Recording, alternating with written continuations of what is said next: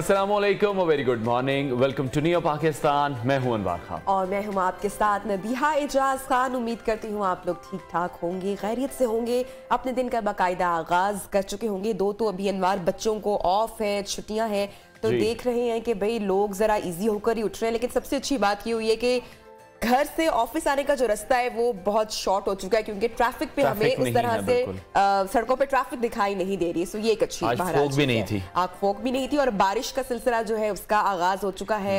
तो बारिश के साथ जितनी भी ये गले, नजला, बुखार की जो बीमारियां हैं ये थोड़ी सी थम जाएंगी। और जो ट्रैफिक की आप बात करी उसकी मेन रीजन, जिस तरह से आप भी कह रही हैं कि स्कूल कॉलेजेस अभी बंद हैं, और आज ये कहा जा रहा है कि शायद लाहौर में बारिश के जो इम्कानात हैं वो हैं, बारिश हो सकती है। तो मौसम में बेहतरी आ सकती है। शायद स्कूल्स तो ऑफ है, लेकिन जो बैंकिंग टाइम्स हैं वो हम देख रहे हैं कि बढ़ने वाले हैं। और न्यू ईयर आते ही जो बैंक मुलाजमीन है, आई एम श्योर थोड़ा सा तो खटका होगा उनको, क्योंकि खबर इस तरह की है जो हम आपके साथ शेयर करने जा रहे हैं। तो पुराने नोट का जमाना नाजरीन पुराना हो चुका है। अगर आपके पास पड़े हैं पुराने नोट 100, 500 या 1000 के, तो उनको फौरी तौर पर तब्दील करवा रहे हैं, क्योंकि जो डेडलाइन है वो 31 दिसंबर है।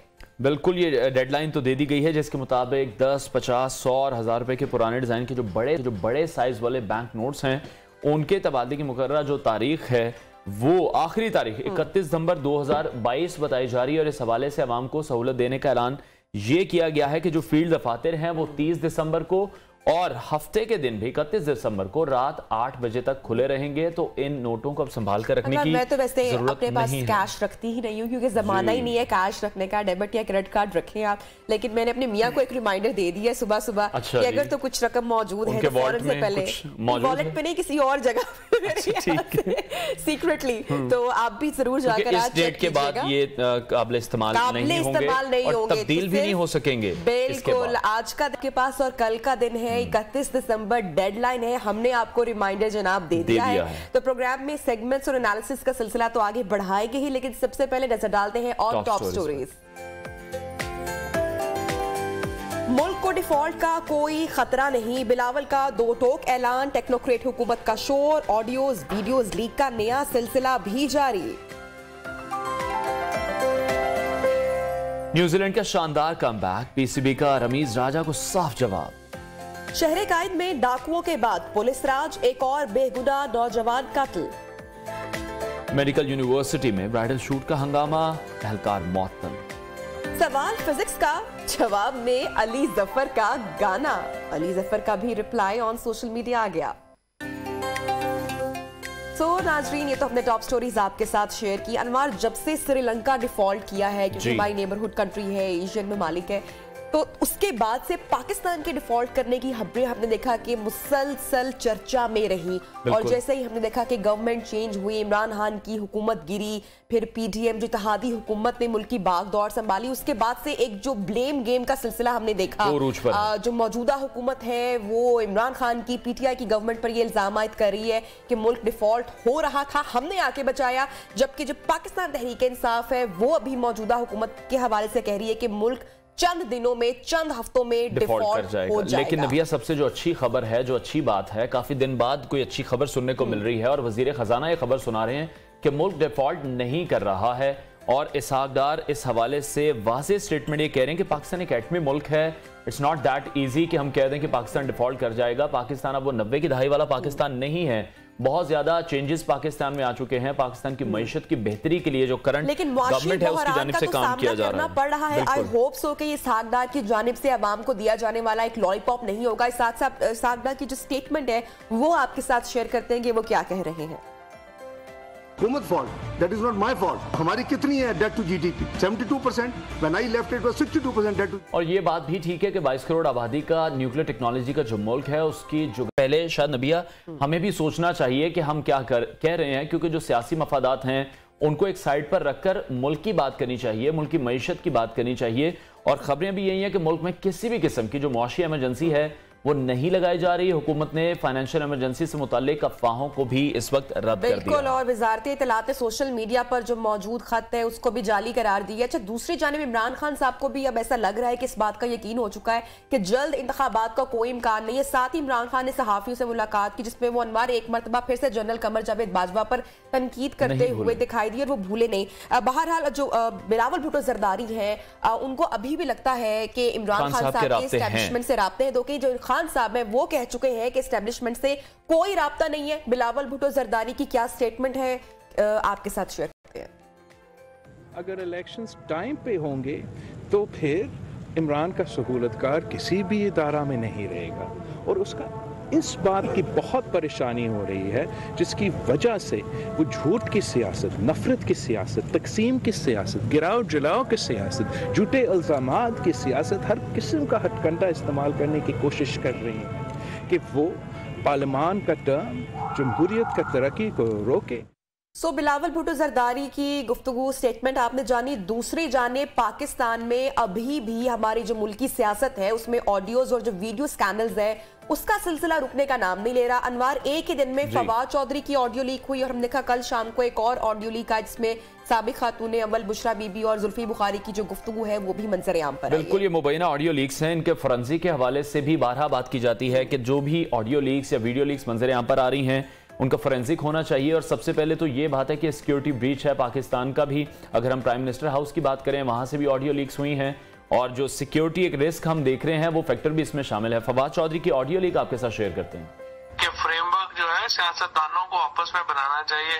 आओ सलमान भेजो उनको, सियासतदानों को आपस में गलबात करके एक फ्रेमवर्क बनाना चाहिए और की करना सही सही नहीं पूछो। इनसे ये पूछो कि आखिर मतलब आप क्या कंसेशंस क्या चाहते हैं पीटीआई से। सही है 100%। बट इन्हों नायल कर देना है, मैनू लगता है इमरान खान नूं नायल कर देंगे। नहीं कर देंगे तो रोला ही है ना, क्या फायदा। हाँ सही गल है। चलो और मैं भेजदा, मैं शहबाज शरीफ नूं डायरेक्ट भेजदा, मैं मैसेज को सुलेमान नूं भेजा। शहबाज शरीफ नूं भेजो तुसीं direct. Okay done sir done. नाज़रीन, ये गुफ्तगू आपने सुनी फवाद चौधरी साहब की। इसी पूरी सूरत हाल पर बात करते हैं। हमारे साथ इस वक्त इन स्टूडियोज मौजूद हैं सीनियर सहाफ़ी तज्ज़ियाकार माजिद निज़ामी साहब।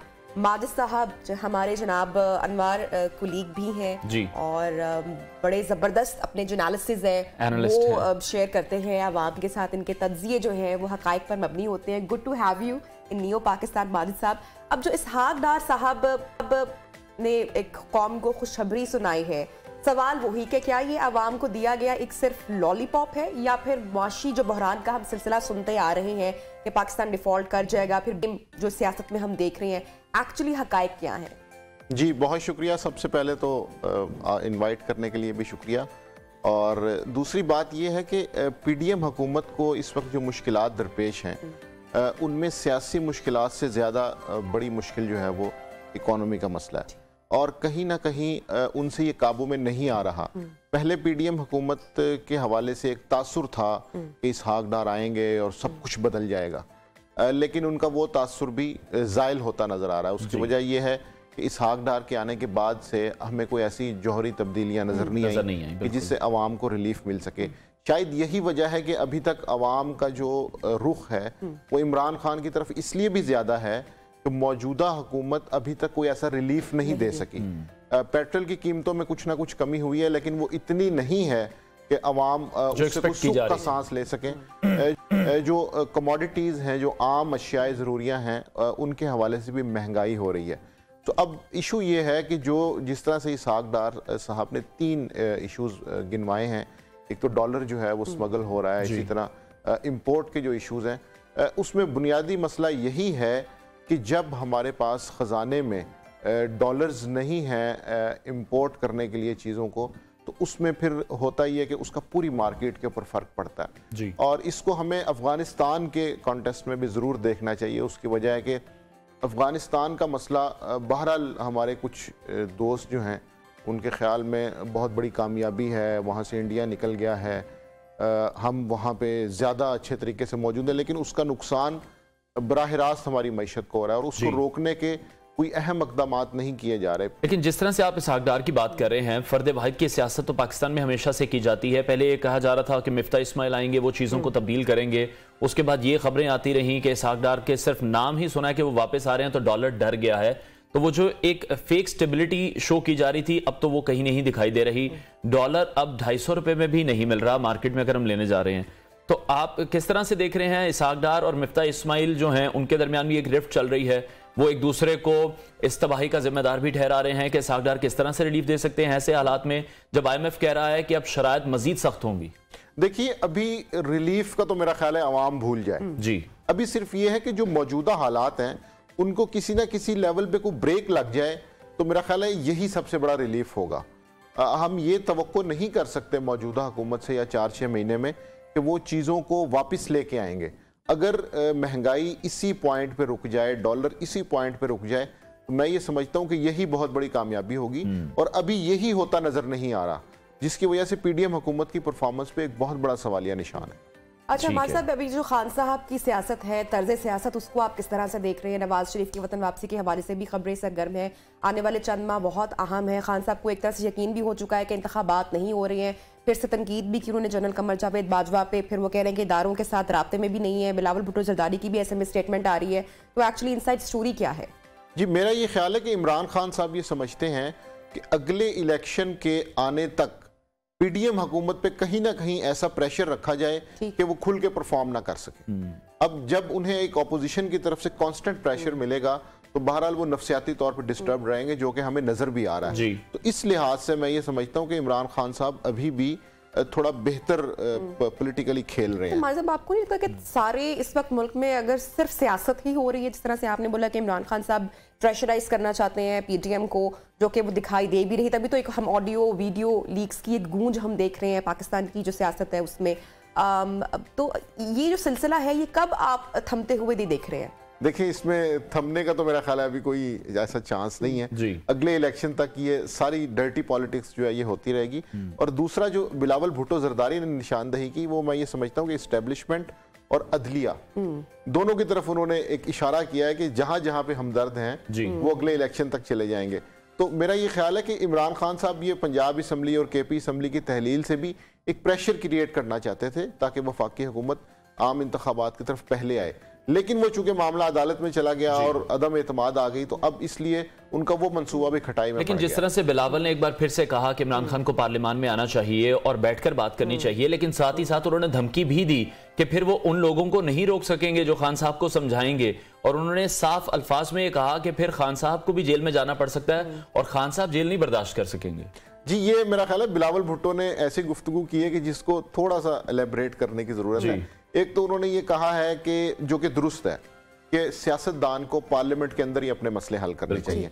जब हम ये देखते हैं, लेकिन उसके बाद इस तरह से धमकी लगा देना, आपको लगता है कि फिर मुज़ाकरात हो सकेंगे? खान साहब भी इस तरह की लैंग्वेज यूज करते हैं, अब बिलावल भी वही लैंग्वेज यूज कर रहे हैं, तो फिर एक टेबल पर किस तरह से बैठ सकते हैं? देखिए, अभी तो ऐसा नहीं लग रहा फ्रैंकली, क्योंकि ऐसा कोई बुजुर्ग सियासतदान नहीं है, ऐसी कोई शख्सियत नहीं है कि जिसके ऊपर तमाम सियासी रहनुमा जो है वो इत्तेफाक कर लें। जिस तरह हमने फवाद चौधरी की मुबैना ऑडियो के अंदर भी सुना कि वो ये कह रहे हैं कि हम किसी और की तरफ क्यों देखते हैं। लेकिन चूंकि पॉलिटिकल पॉइंट स्कोरिंग का मामला है, तो इसलिए ऐसा लगता है कि जब जिस पॉलिटिकल पॉइंट स्कोरिंग के लिए किसी जमात को मौका मिलता है तो वो अपना स्कोर कर लेते हैं, और जब दूसरों की बारी आती है उस वक्त वो कहते हैं कि जी इत्तेफाक राय होना चाहिए। अच्छा, पाकिस्तान तहरीक इंसाफ, इमरान खान साहब की क्या स्ट्रैटेजी आपको लगती है, क्या हिकमत अमली, क्या लाहा अमल इनका होगा कि जिस तरह से हमने माजी में देखा कि जो उनके जितने भी उन्होंने बयानिए बनाए वो बहुत पॉपुलर हुए, बहुत स्ट्रांग हुए, दो कि उस पर बाद में खान साहब ने खुद ही यू टर्न ले लिया।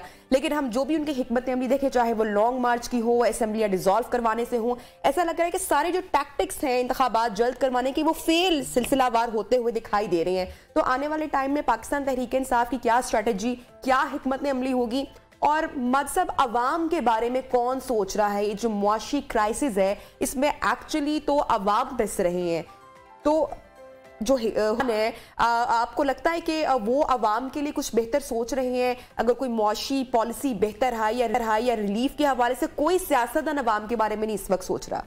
जी, आपकी गुफ्तगू के दो पहलू हैं। एक तो यह है कि इमरान खान साहब की जो सियासी हिकमत अमली है वो फिलहाल ऐसा ही लग रहा है, क्योंकि जब पंजाब असम्बली के अंदर तहरीक अदम एतमाद जमा करवाई गई और गवर्नर की तरफ से डी नोटिफाई किया गया, तो पीडीएम इत्तेहाद को एक नफ्सियाती, एक साइकोलॉजिकल फतह हुई कि पंजाब असम्बली जो तहलील होने जा रही थी वो नहीं होगी।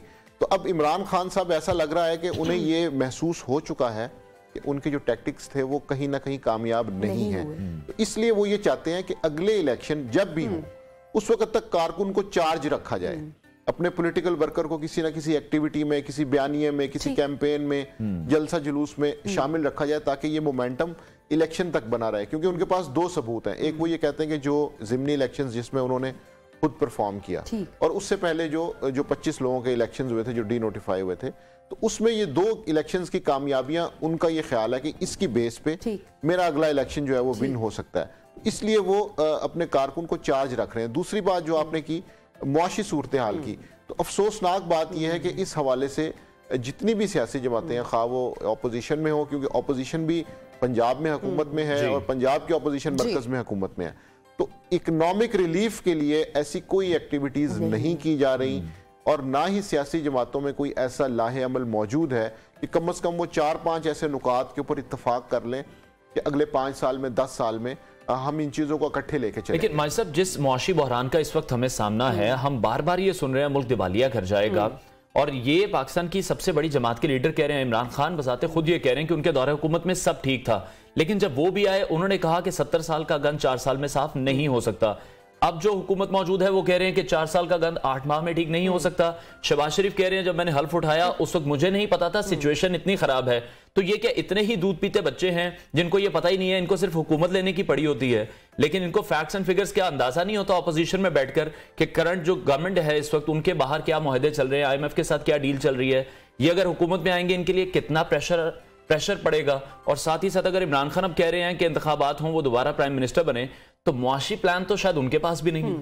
देखिए, एक तो मैं ये समझता हूँ कि सियासतदानों को अब ये जितने रवायती फिक्रे हैं ना कि मुल्क नाजुक दौर पे खड़ा है और एक दोराहा है, तो बचपन से सुनते और 70 साल का गंद है, 40 साल का गंद है। हाँ, ये जो है ना, अब ये सियासतदानों को ये फिक्रे चेंज कर देने चाहिए क्योंकि आवाम को ये सारे जुबानी याद हो गए। तो मैं ये समझता हूँ कि अब ये सारा मामला इससे कहीं आगे निकल गया है। ऐसे इक़दामात की जरूरत है कि जिससे कहीं ना कहीं कुछ रिलीफ मिले, क्योंकि अवाम को इस सियासत के अंदर से अगर रिलीफ नहीं मिल रहा, जनरल मुशर्रफ एक डिक्टेटर थे, हमें सबको पता है, लेकिन बहरहाल उनकी कबूलियत इसलिए थी कि उनके दौर में पेट्रोल, डॉलर, महंगाई, ये सारी चीजें कहीं ना कहीं काबू में थी।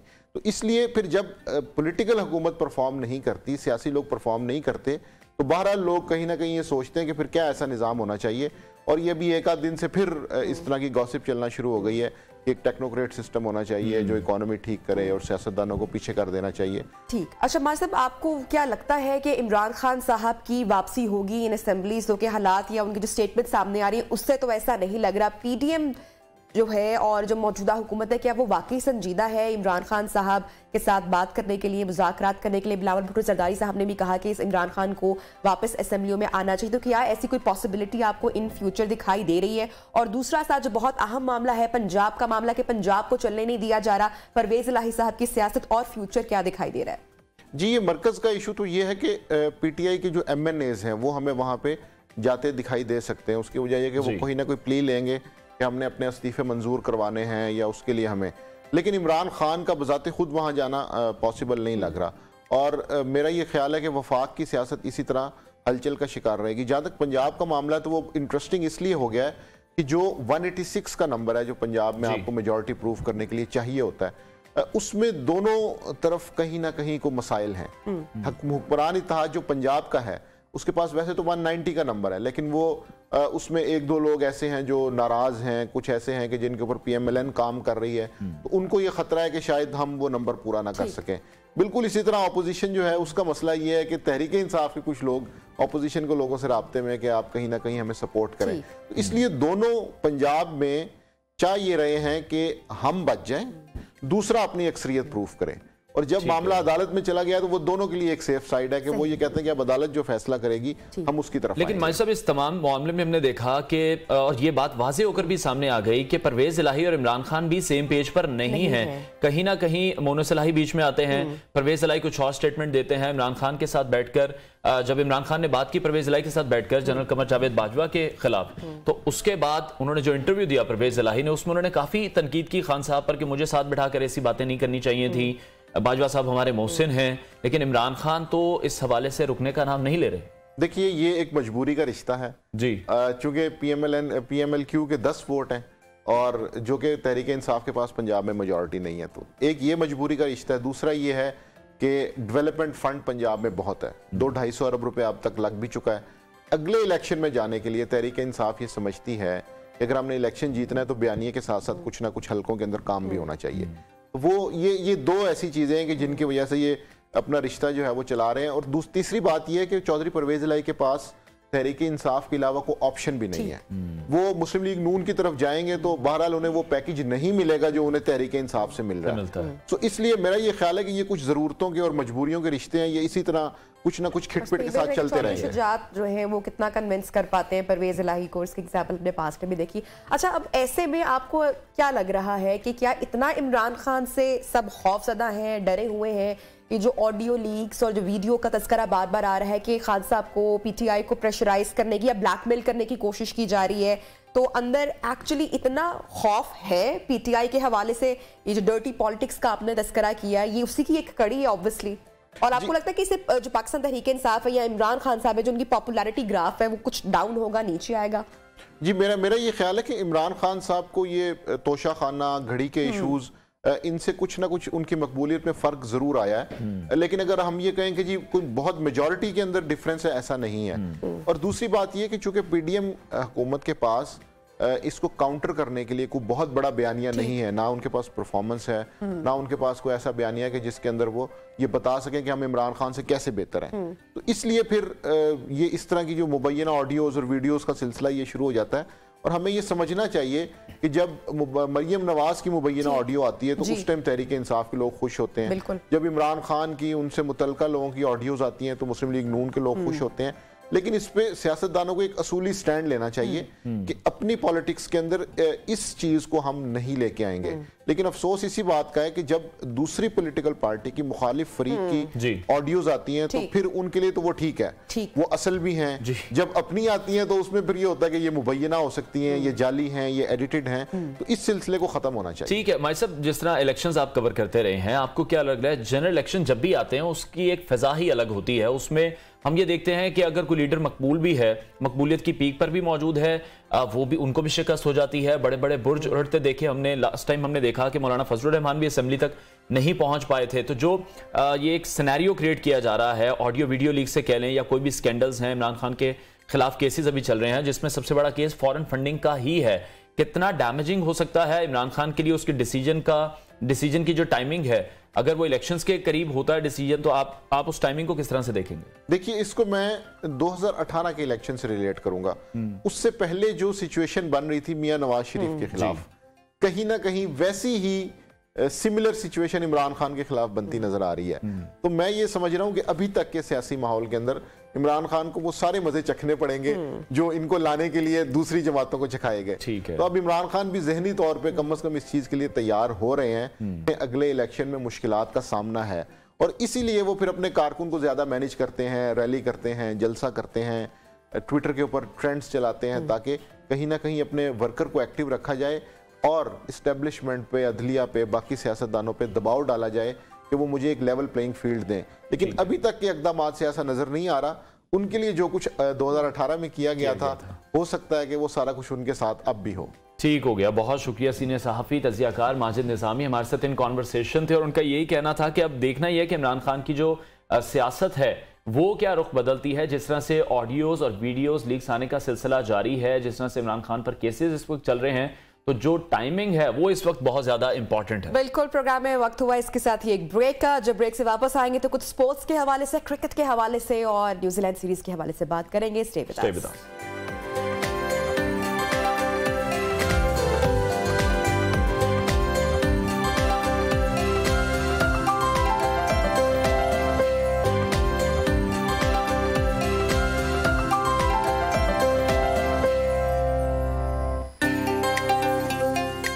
Welcome back. खेल के मैदान से खबर है जहां पर कराची टेस्ट के तीसरे दिन के अख्ताम पर न्यूजीलैंड की जानिब से 6 विकेटों पर 440 रन बना लिए हैं, जबकि उसे पाकिस्तान के खिलाफ तकरीबन 200 रन की बढ़तरी का सिलसिला भी इस वक्त न्यूजीलैंड के हिस्से में आ चुका है। ब्लैक कैप्स की तरफ से तीसरे रोज के खेल का आगाज भी टॉम लिथम और डेवन कॉनवॉय की जानिब से किया गया।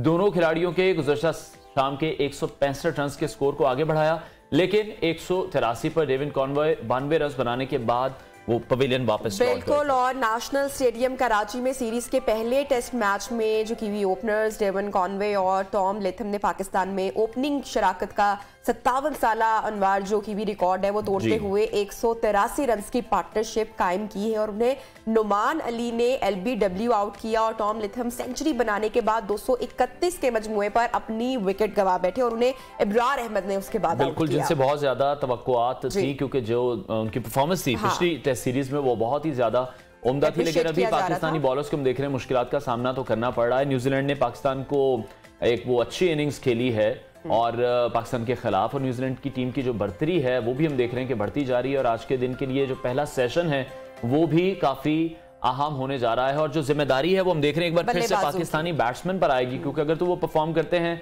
तो फिर शायद हो सकता है कि मैच ड्रॉ की तरफ जाए, अदरवाइज हमें एक और शिकस्त का सामना भी करना पड़ सकता है जिसकी इस वक्त तो पाकिस्तानी टीम मुतहम्मिल नहीं हो सकती। बिल्कुल, अच्छा, इसके साथ साथ नाज़रीन कराची वालों के लिए भी खुशखबरी है और वो अब मुफ्त स्टेडियम में दाखिल हो सकते हैं। तो अब कराची वालों आपको जरूर टेस्ट देखने जाना चाहिए, पाकिस्तान जो क्रिकेट टीम है उसको लाजमी सपोर्ट करना चाहिए। अच्छा अनवर, दूसरी जानिब जो हम डेली बात करते हैं कि सियासत में खेल रचा जा रहा है और खेल में सियासत हो रही है, तो जब से नजम सेठी आए हैं उसके साथ ही हमने देखा है कि रमीज राजा ने इल्जामात का पंडोरा बॉक्स खोल दिया जिस पर PCB को नजम सेठी के हक में एलामिया जारी करना पड़ा। और ये भी हम देख रहे हैं कि रमीज राजा के खिलाफ भी कहा जा रहा है कि कानूनी कार्रवाई की जा सकती है। बोर्ड में तो तब्दीलियों की हवा भी चल रही है, कुछ लोग जा रहे हैं और कुछ आ रहे हैं, और ये सिलसिला तो देखें पहले भी हुआ था और अभी तो कह रहे हैं कि सिलसिला बढ़ेगा अभी PSL से पहले, बिल्कुल डेली बेसिस पे। लेकिन ये बात कर रहे थे कि जो ट्रांजिशन का ये अमल है स्मूथली होना चाहिए था। पाकिस्तान क्रिकेट बोर्ड की इसमें बदनामी है, जो रमीज राजा इतने सीनियर क्रिकेटर हैं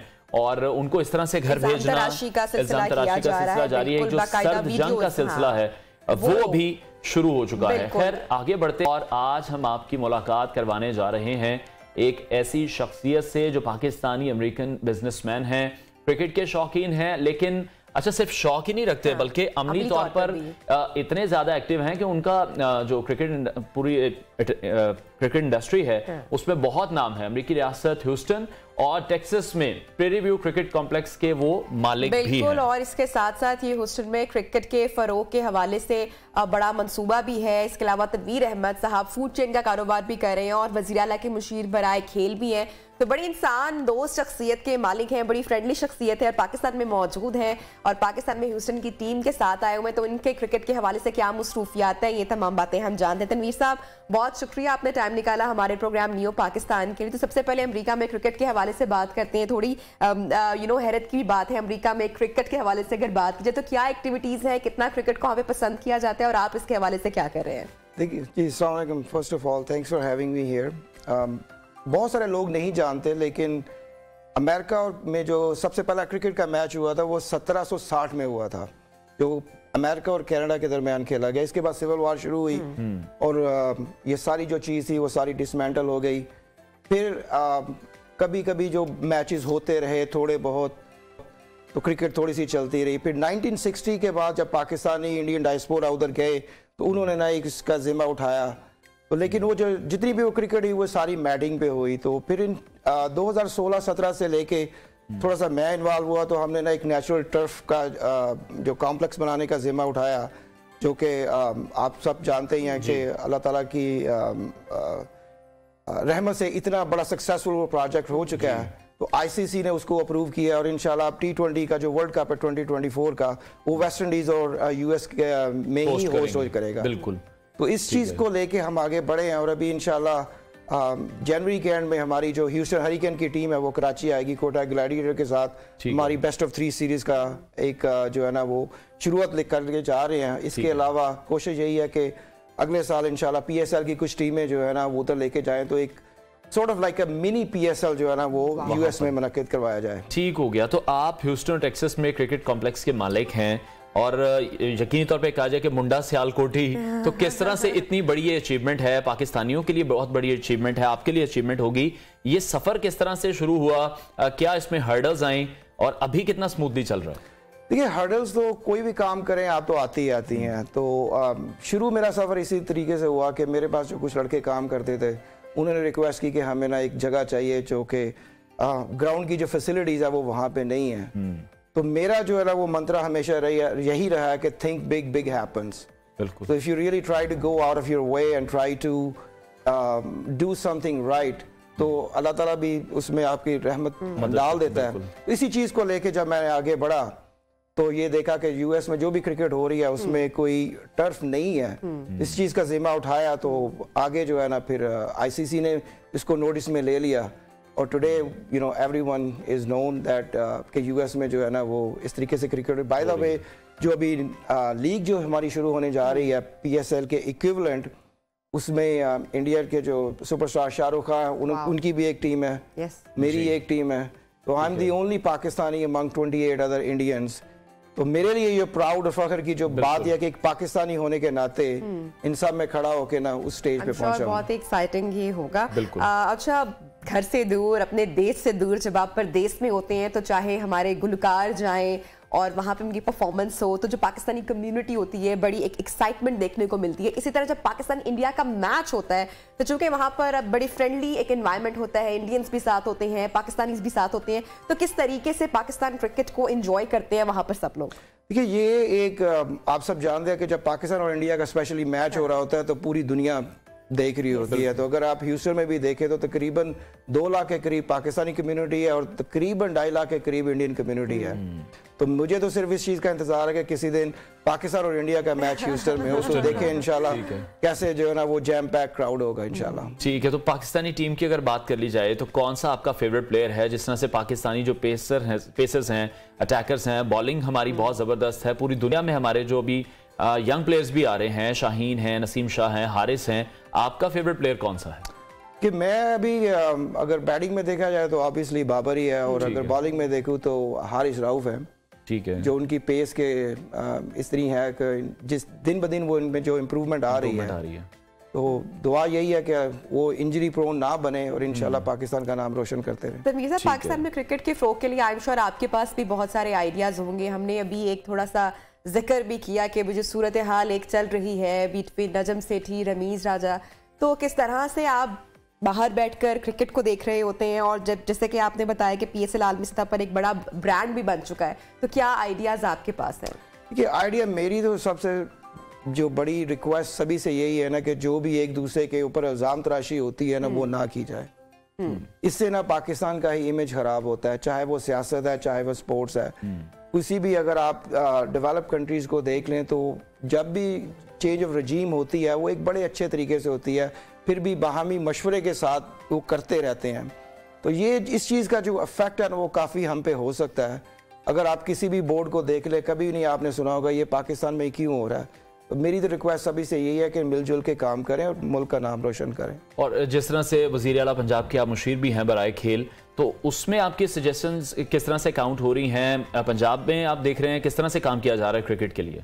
सर उसमें काफ़ी सारी जो है ना डेवलपमेंट हो रही हैं। जैसे कि अभी सियालकोट में भी जो जनाब स्टेडियम था उसमें काफ़ी सारे जो था फंडिंग अवेलेबल हुई है और काम जारी है। इंशाल्लाह ताला 1 साल के अंदर अंदर वो भी पूरे का पूरा नया कॉम्प्लेक्स होगा और उम्मीद है कि वहाँ पे कुछ जो है ना मैचेस हो सकेंगे। इसके अलावा गुजरात में परवेज़ इलाही साहब ने जो है ना एक जिम्मा उठाया कि हॉकी का स्टेडियम भी तामीर किया जाए, उसके लिए भी काफ़ी सारी कोशिशें जारी हैं।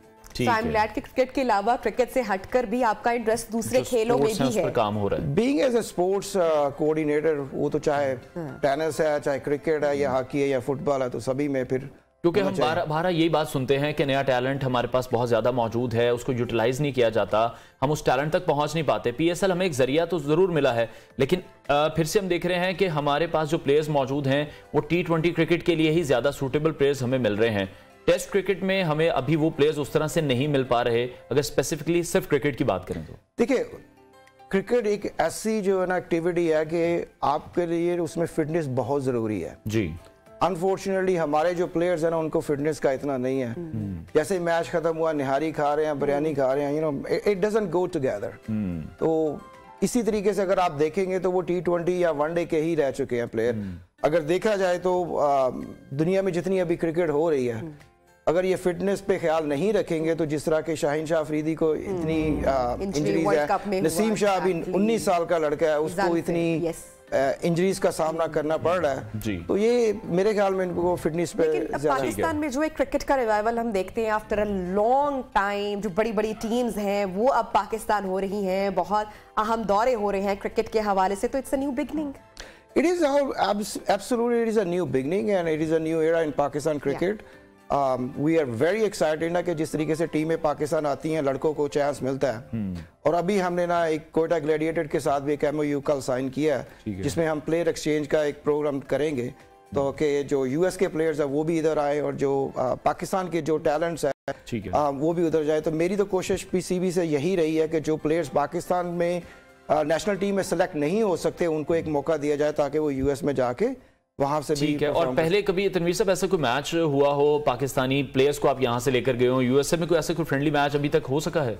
नहीं, मैचेस इस तरह के नहीं हुए हैं। कुछ पाकिस्तानी जो प्लेयर्स हैं वो गए हैं, उसमें 3 लड़के अभी तक जा चुके हैं, समी असलम है, रमीज राजा जूनियर है, ज़ियाउल हक है। ये 3 लड़के अभी तक जो है ना पाकिस्तान को रिप्रेजेंट कर रहे हैं US में। लेकिन ये एक पहली दफ़ा ऐसा होने जा रहा है कि कुछ US की जो टीम है वो पाकिस्तान आके PSL की एक टीम के साथ एक 3 मैच सीरीज का एक जो है ना वो टूर्नामेंट खेलने जा रहे हैं। ठीक है। अच्छा, अभी हमने देखा FIFA वर्ल्ड कप हुआ, कतर ने जिस तरह से सारा इवेंट ऑर्गेनाइज किया और जितनी हाइप क्रिएट हुई थी, फुटबॉल के फॉलोअर्स जो हैं, जो फैंस हैं, वो यकीनी तौर पर क्रिकेट से तो बहुत ही ज्यादा हैं। तो अभी आप कह रहे हैं वेस्ट इंडीज में और USA में भी अभी वर्ल्ड कप होने जा रहा है, तो आपको लग रहा है कि वहां पर भी कोई इस तरह का माहौल बन पाएगा? क्योंकि क्रिकेट उस तरह से तो फेमस अभी वहां पर नहीं है, लेकिन आपको लग रहा है कि ये भी इवेंट एक रिमार्केबल इवेंट होगा? जी डेफिनेटली होगा। Just to surprise you, there are over 50,000 players who are registered in US। तो काफ़ी सारी जो है ना क्रिकेट में US में ना बूम आ चुका है। ठीक है। इसके अलावा जो स्टाफ के CEOs हैं, जो अडोबी या ड्रॉपबॉक्स, जितने भी बड़ी बड़ी IT कंपनीज के CEO हैं, वो इस लीग में इन्वॉल्व हैं। ठीक है। तो इस मेरे ख्याल में ना इसको तो कामयाब होना ही है। अगर इंशाल्लाह What we are looking at it is कि in 2028 में जो ओलंपिक्स होने जा रहा है, तो क्रिकेट जो है ना फर्स्ट टाइम ओलंपिक्स में एडिशन जो है ना गेम की सूरत में आएगा, तो उस वक्त जो ओलंपिक्स है वो भी US में ही होने जा रहा है। तो we are very excited about that. इसके अलावा जो हमारे स्टेडियम्स के जो डेवलपमेंट चल रही है, डैलस में हमारा जो इनॉग्रेशन होगा इंशाल्लाह जुलाई 13 से, जो मेजर लीग हम लॉन्च करने जा रहे हैं जी, तो वहाँ से ही शुरू होगा। इसके अलावा Houston is on the horizon, north Carolina में है, जो शाहरुख साहब हैं वो लॉस एंजलिस में बना रहे हैं, एक सियाटल वाशिंगटन में स्टेडियम बन रहा है, सैन फ्रांसिस्को में बन रहा है।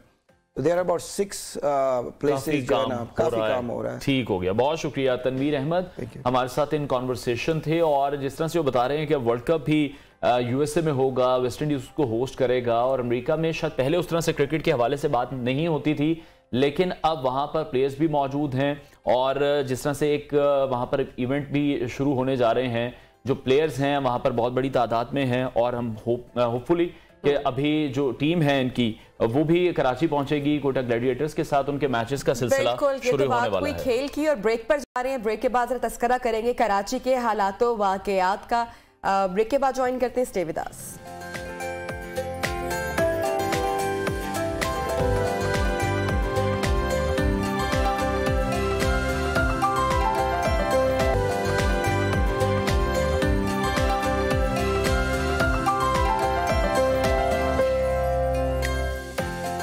Welcome back and good morning once again. अब कुछ बात करते हैं शहर कायद और वहां के मसाइल के हवाले से।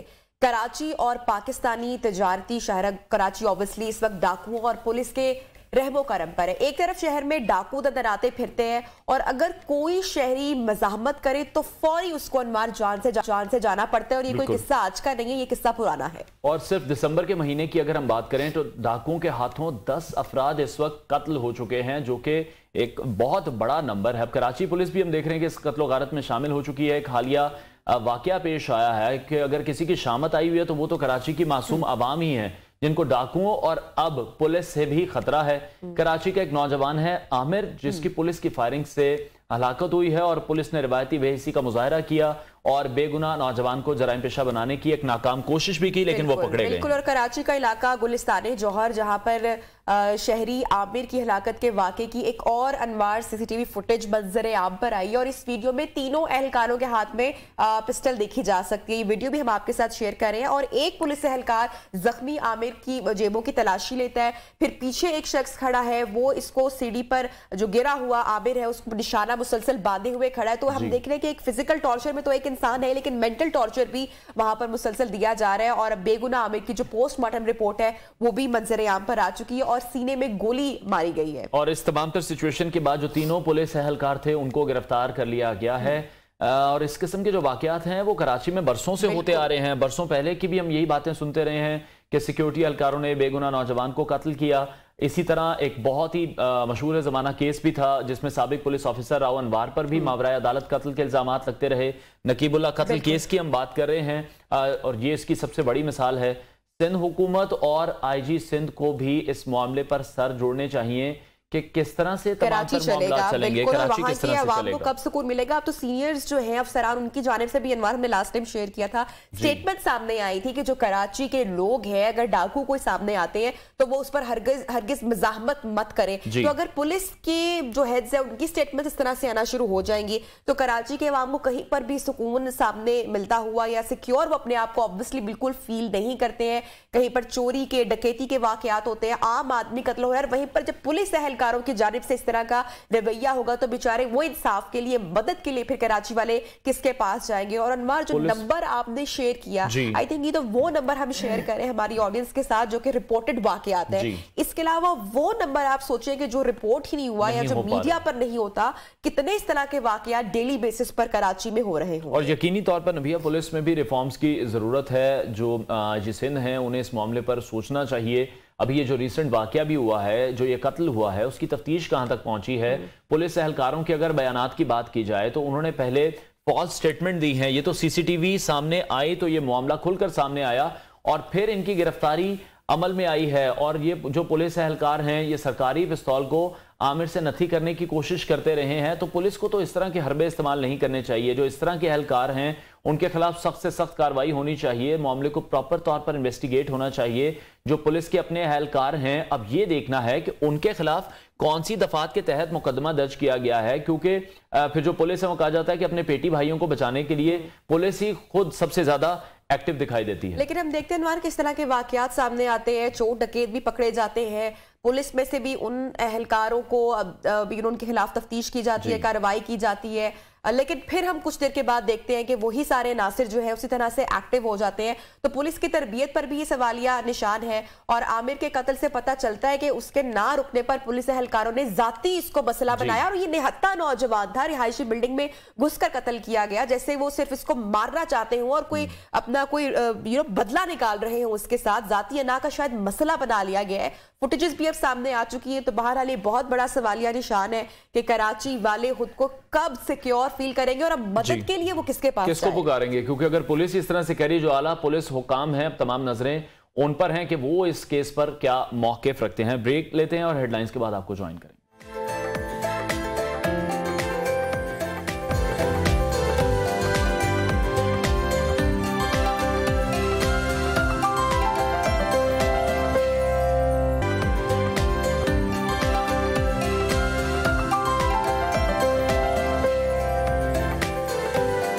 Welcome back and good morning once again in neo Pakistan. और दिसंबर अपने इख्तिताम को है, साल 2022 अपने इख्तिताम को है, नया साल आ रहा है 2023 और नई उम्मीदें लेकर आ रहा है और उम्मीद अच्छी की भी करनी चाहिए। लेकिन हमने देखा कि कोविड के बाद से अनवार जो एक मुसलसल उतार चढ़ाव की कैफियत रही, पूरी दुनिया ने जहां इसको मुतासिर किया वहीं पाकिस्तान को भी मुतासिर किया। फिर हमारे मुल्क की जो इस वक्त पॉलिटिकल सिचुएशन है, जो इकोनॉमिक सिचुएशन है, हम देख रहे हैं कि क्राइसिस का शिकार है। तो जो आने वाला साल है ये पाकिस्तान के लिए कौन सी अच्छी खुशखबरियां लेकर आएगा, पाकिस्तान की आवाम के लिए, लोगों के लिए कौन सी अच्छी खुशखबरियां लेकर आएगा। तो आपकी और मेरे सितारे, हम सबके वो क्या कहते हैं, कौन से जो सितारे हैं वो स्ट्रांग होंगे, उभर कर आगे बढ़ेंगे और किन सितारों को जरा एहतियात करनी पड़ेगी और किन मामलात में, ये सारा हम के साथ जानेंगे। हमारे साथ मौजूद है मरीम आफ्ताब साहिबा, टैरो कार्ड रीडर हैं, उनसे गुफ्तगू करेंगे। मरीम साहिबा बहुत शुक्रिया शो में आने के लिए। सबसे पहले तो हर कोई यही जानना चाहता है कि जो 2023 का साल है वो कैसा रहेगा, क्योंकि कोविड-19 के बाद से हम देख रहे हैं कि उस तरह से स्टेबिलिटी पूरी दुनिया में भी नहीं आ रही और पाकिस्तान तो बिल्कुल ही अभी गैर मुस्तहकम हुआ है। देखें जी, 2022 वाकई एक पाकिस्तान के लिए इमोशनल, फाइनेंशियल, स्पिरिचुअल, हर किस्म का एक बिल्कुल लो था। अब आप देखें कि ये हमने पहले ही 2023 का एक की कार्ड निकाला है और की कार्ड बहुत स्ट्रॉन्ग आया है। Key card is the rising of the sun. अच्छा, इसमें जो फाइनेंशियल डिवाइड होगा 3 महीने, यानी कि फ्रॉम जनवरी टू मार्च बहुत ज़्यादा स्ट्रगल होगी। उसके बाद जैसे जैसे ये साल प्रोग्रेस करेगा पाकिस्तान रिकंस्ट्रक्ट होगा। और ये एक मारिफ कार्ड का मतलब होता है द फूल्स कार्ड।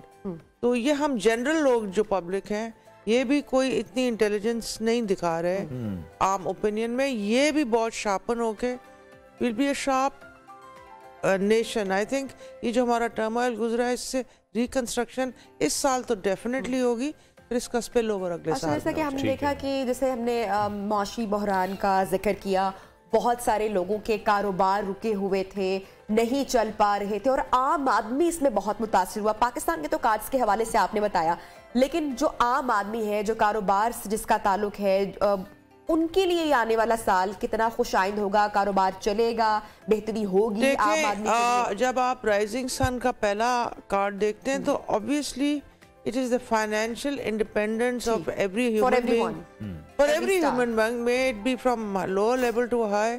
उसमें बहुत ज्यादा उम्मीद है और वो इसी तरह पार्ट्स में, ये तो नहीं कि 2023 शुरू होते ही हो जाएगा, but definitely there is an improvement और इसमें काफ़ी पाकिस्तानी टैलेंट आगे आएगा।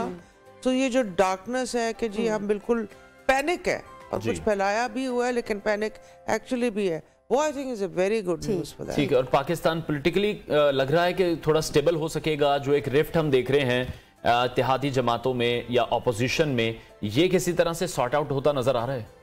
देखिए, ये रिफ्ट तो इसी तरह इसका स्पिल ओवर आ रहा है। ये तो इनका कार्ड इतना को अच्छा नहीं आया है, ये इसी तरह का स्पिल ओवर आ रहा है। ठीक। और लेकिन इनको भी ये फाइनली, मतलब ये कोई 15-16 फरवरी के करीब थोड़ा सा सही तरीके पे आई थिंक डिवाइन हेल्प भी आएगी। खुद से तो सही होने वाले कोई भी नहीं है। ठीक है। अच्छा, चूंकि अनवार हमने 12 सितारों का हाल भी जानना है कि 12 सितारों के लिए ये साल कैसा होगा, लेकिन क्विकली मैं जानना चाहूंगी इमरान खान साहब के जो खासकर सितारे हैं वो क्या कहते हैं आने वाले साल के लिए, क्योंकि हमारी जो पॉलिटिकल जो एक सिचुएशन है उसमें खान साहब का बहुत अमल दखल है, तो उनके लिए ये साल खुशी की खबर लेकर आएगा या उनको दोबारा प्राइम मिनिस्टर बन सकेंगे? और साथ ही साथ क्या नवाज शरीफ भी वापस आ सकेंगे? पहले हम इमरान खान का लेते हैं जी और उनका की कार्ड लेते हैं। उनका की कार्ड आया ठहराओ। So it's a card of being stuck again, his ability to fight, और वो तो बहुत अच्छे कार्ड्स आए। बट अगर ओवरऑल आप एक की कार्ड पढ़ें तो 2023 will be a very rough year for. अब हम आ जाते हैं इन बार 12 सितारों की जानिब और आगाज करते हैं एरीज से, हमल से। जी, मैं इन सारे आपको स्टार्स के इनके भी की कार्ड्स बताती जाऊंगी। एरीज का सबसे स्ट्रॉन्ग जो की कार्ड आता है वो कुव्वत आता है। कुव्वत मींस इनर स्ट्रेंथ।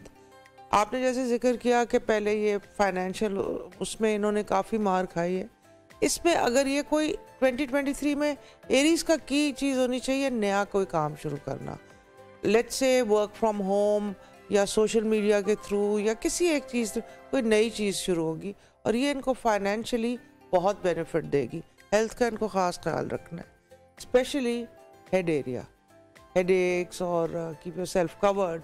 बाकी ये सारा 2023 फोकस करें फाइनेंशियल रीस्टेबिलिटी पे। फिर हम आ जाते हैं एरीज के बाद टॉरस के ऊपर। टॉरस अपनी लॉयल्टी इस साल दिखाएं पर अपने आप के साथ दिखाएं, बिकॉज ये हमेशा larger loyal than the king himself बन जाते हैं और लव में टू मच हो जाए। एक तो बहुत पोजेसिव है, स्टबर्न है, तो इस साल अपने आप को लव करें, अपने काम करें, अपने आप को फिट करें, अपना स्पिरिचुअल जर्नी करें। आपकी सिक्स सेंस इस साल में बहुत ज़्यादा स्ट्रांग होगी। आप और ये लोग अपना एमेथिस्ट स्टोन भी ट्राई कर सकते हैं। That's not there birth stone, but ये सिक्स सेंस को इन्हांस करता है। फिर हम टॉरस के बाद आ जाते हैं जेमिनी के ऊपर। Gemini is a very secretive star, but it is extremely communicative star. ये अपनी कम्युनिकेशन स्किल से अपनी रिलेशनशिप का ये की कार्ड रखे, रिलेशनशिप इम्प्रूवमेंट। पास्ट में कम्युनिकेट करते हैं लेकिन अपनी चीज़ छुपा के दूसरे की ज़्यादा पूछते हैं। इस साल फेयर डील रखें, बैलेंस। आप बैलेंस रखेंगे तो पास्ट के लोगों के ग्रजेस भी ठीक हो जाएंगे। सो देयर की card of Gemini would be improving communication and trust building पे करें। I think that's the very strong card. Next star is cancer. Next star is cancer. Cancerians money wise बहुत ज़्यादा lucky रहेंगे। Great. और ये काफ़ी unexpected इनको travel भी मिलेगा और अनएक्सपेक्टेड मनी भी इनको मिलेगा। ये थोड़ा सा सल्क करते हैं, मूड ऑफ कर लेते हैं, which is very very annoying trade off them. And mood off करके फिर ये बैलेंस भी नहीं होते और बहुत ज़्यादा अच्छे भी हो सकते हैं। तो इस साल ये बैलेंस करें। They are going to get a lot of money, so enjoy that and spend it on charity also, and a lot of sadaqas for you this year, especially 3 महीने जो शुरू के हैं उसमें रेगुलरली। अगले सितारे की जारी पढ़ते हैं, बुर्ज असद, लियो। जी, फिर हम आ जाते हैं कैंसेरियन के बाद। तो सारे याद है। हाँ वैसे you have a good memory. अच्छा जी, कैंसेरियन के बाद हम आ जाते हैं लियो पे। लियो का बड़ा जनरली स्ट्रॉन्गेस्ट भी कहा जाता है कि Leo is very very strong. In fact अगर आप पॉलिटिकल हिस्ट्री देखें तो सबसे ज़्यादा रूल लियो ने किया है। सेकंड कैप्रिकॉर्न ने किया, पहले रूल लियो ने किया है। लियो का ये है कि इस साल भी politically Leo will be very very relevant. I won't say very lucky but relevant. अगर ये किसी कंपनी के सीईओ हैं तो ये थोड़ी पॉलिटिक्स को वहाँ ना चलाएं, it might backfire. So just go, अपने काम से काम रखें, एंगर इश्यूज को कंट्रोल करें। एंगर का कार्ड बहुत ज़्यादा आ रहा है, ठीक, जिसकी वजह से हेल्थ डिजास्टर है। ड्राइव केयरफुली और अपने लव्ड वंस को, स्पेशली एल्डरली लव्ड वंस को, पेरेंट्स का खास ख्याल रखें क्योंकि थोड़ा स्पिल ओवर में नजर आ रहा है। They have been ignoring them in the past. Virgo. फिर हम आ जाते हैं वर्गो के ऊपर। वर्गो का वर्गो का की कार्ड सक्सेस है। This means Virgo is a very hard-working. They are very loyal, but they are very rigid also. तो कई दफ़ा ये rigidness में forgive नहीं करेंगे, forget नहीं करेंगे। forgive शायद ये कर दे, forget मुश्किल से करते हैं। I'm a Virgo। अच्छा, तो इनका ये थोड़ा आ रहा है कि ये forgive and forget and trusting element को भी करें। इनका की कार्ड अगेन सक्सेस आ रहा है। So a lot of new things, a lot of new ideas, new रिश्ते बन सकते हैं, मैरिजेस हो सकती हैं, नई अपॉर्चुनिटीज़ हो सकती हैं। बट अगेन समहाउ ये इंटरनली डिप्रेशन में भी रहेंगे। सो अपने डिप्रेशन को स्पिरिचुअलिटी से सही करें। डिप्रेशन है to do so much and then getting confused with it. I think if you clear your mind it's a good year for Virgos. फिर हम आ जाते हैं लिब्रा के ऊपर। लिब्रा के ऊपर अगेन लिब्रा की स्किल है बैलेंस करना। अनफॉर्चुनेटली ये साल का शुरू बैलेंस से नहीं एक्सट्रीम से कर रहे हैं। Be it are ex captain mister Imran Khan और Babar Azam, both of them are Libras, के वो उनको चाहिए कि वो अपने जो असल टैलेंट है या उसको निकालें, इररेलेवेंट चीज़ों से वो दूर रहें, फोकस करें क्योंकि कार्ड उनका अभी भी ग्रोथ का आ रहा है, बट ग्रोथ के साथ खतरा एसोसिएटेड है। सो मेक और break year for Libra. For females it's very very good, they will do amazing things, creative चीज़ें करेंगी और उनके लिए लव वाइज भी बहुत पॉजिटिव चीज़ें आएंगी। फिर हम आ जाते हैं नेक्स्ट लिब्रा के बाद आ जाता है Scorpio. Yes yes, Scorpio is a water sign. नबिया को सारे सितारे जुबानी देख ले, मैंने पढ़ा हुआ है बहुत। यस बिल्कुल ठीक है, is giving me the right cues. फिर स्कॉर्पियो में स्कॉर्पियो का जो की कार्ड है ना, बड़ा इंटरेस्टिंग आया, उनके की कार्ड है दुआ। ठीक।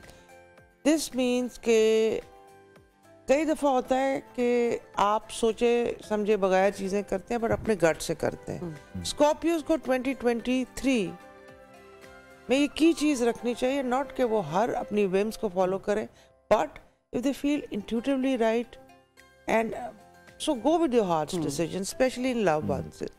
आप इतना लव एरिया में दिमाग का ना सोचें। ऑफ कोर्स फाइनेंशियल एरिया में आप ब्लेंड कर सकते हैं, but a lot of spiritual guidance. So I would recommend loads of charity work and loads of anything good deed you can do because you're going to get a lot of blessings. बहुत सारे मामलात के दफा दवा की जगह दुआ से होते हैं। बिल्कुल बिल्कुल। कॉस के जाने सेजिटेरियस, क्योंकि अनवार का इसलिए उनको पता है। इसलिए मुझे याद है। ओके, सेजिटेरियस का की कार्ड देखते हैं। सेजिटेरियस का की कार्ड कंफ्यूजन आ रहा है, एक्सट्रीमली कंफ्यूज्ड, बट ये ऊपर से ओवर थिंकिंग में कंफ्यूज होते हैं, अंदर से they know the focus. Focus इनका बहुत ज्यादा स्ट्रांग है। ये इनका बर्थ स्टोन होता है फिरोजा, लेकिन ये वाला ईरानी जो स्टोन होता है ये इनकी फोकस को और लक को, स्पेशली फाइनेंशियल हो, कोई ब्रेक्स हो और फेम को 2023 में एक्स्ट्रा एनहांस कर सकता है। मैंने सेजिटेरियस का इसलिए स्टोन ज्यादा और 1-2 स्टार्स का और बताया because that will really give them healing and it's also a very spiritual stone. So दूसरा आपने भी ड्राइविंग से केयरफुल रहना है। बैक एक्स या हेडेक्स हो सकती हैं, be careful. If you gymming इतने ज़्यादा आप वेट्स ना उठाएं, otherwise it's fairly very good year. तो ये तो हमने 12 स्टार्स को एक की कार्ड्स में आपको हल्की सी टिप दे दी। कैप्रिकॉर्न और एक्वेरियस। ओह यस, कैप्रिकॉर्न में खोल दूं। Pisces. Yes. Actually, I start my zodiac with Capricorn, but we start from Aries. No, everybody starts it with Aries. Capricorn का तो अच्छा होगा, लेकिन सबसे ज़्यादा Capricorn को केयरफुल रहना चाहिए कि वो अपने सेकंड इन कमांड को ट्रस्ट ना करें, क्योंकि कैप्रिकॉर्न वैसे तो ट्रस्ट नहीं करते, लेकिन जब कर लेते हैं तो ओवर ट्रस्टिंग। जो लोग बाहर जाना चाहते हैं उनके लिए भी आसानी होगी इस साल। बिल्कुल होगी।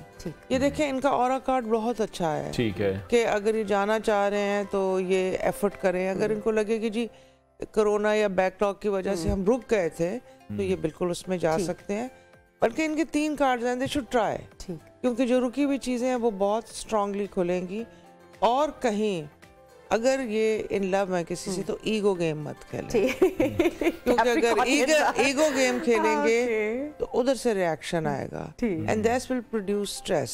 सो जहां भी कोई लव की चीज हो आप बेशक उसको ईगो को फौरन खत्म करके साइलेंस की गेम खेल सकते हैं। कैप्रिकॉर्नियंस, यस, ठीक है। और इधर मैं क्योंकि मेरा स्टार कैप्रिकॉर्न है तो मैं इनको जरा रिलेशनशिप टिप ज्यादा दे रही हूँ। एक्वेरियस के जाने बुर्ज तिलों के जाने पड़ते हैं। एक्वेरियस की, अच्छा, Aquarius is a very interesting star. इनको जंप में चीजें मिल जाती हैं। ठीक है। कोशिश ये कई कर रहे होते हैं, मिल इनको कहीं जाती है। अच्छा। और फीमेल्स के लिए ये बहुत अच्छा है, स्पेशली मीडिया से जो कनेक्टेड है। If you are an Aquarius related to the media, you will get a lot of hype. Politically तो हमारी कोई इतनी एक्वेरियस है नहीं, लेकिन है तो उसको भी जंप मिलेगी।